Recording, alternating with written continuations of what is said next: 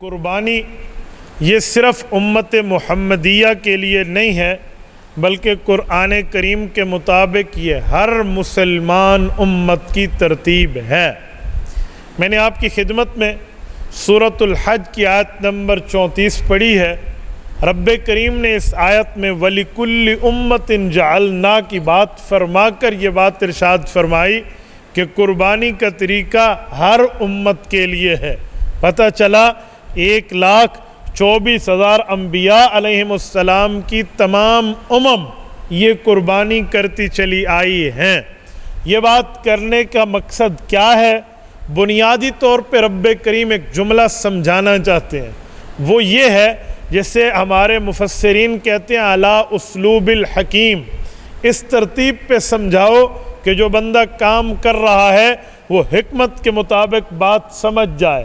اگر یہ حکم ایسا ہو کہ یہ صرف آپ کے لیے ہے، پچھلی امتوں کے لیے نہیں ہے، تو سوال اٹھے گا، بندے کے دماغ میں یہ بات آئے گی کہ دیکھو ہم سے وہ کام کرایا جا رہا ہے جو کام پچھلوں نے تو نہیں کیا، ہم کریں گے مشکل ہوگی، ہم کریں گے تکلیف ہوگی، ہم کریں گے پتہ نہیں نئی ترتیب ہے کیا بنے گا۔ تو اسی لیے اس کے ذہن میں یہ سوال آ سکتے ہیں۔ رب نے فرمایا ایسی کوئی بات نہیں ہے، آپ یہ نہ سمجھو کوئی نعوذ باللہ بے ڈھنگا کام ہے، نئی ترتیب شروع ہو رہی ہے، صرف امت محمدیہ کو حکم دیا جا رہا ہے۔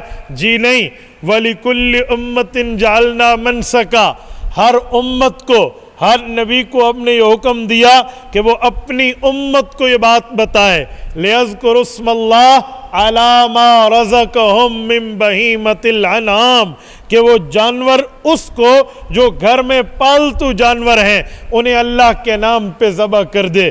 میرے دوستو، رب کریم نے یہ بات کر کے ہماری مشکل آسان کر دی کہ ہم قربانی صرف اپنے لیے کرتے ہیں۔ جی نہیں، قربانی اللہ کے لیے کریں، اور یہ مشکل کام نہیں ہے، یہ ساری امتیں کرتی آ رہی ہیں۔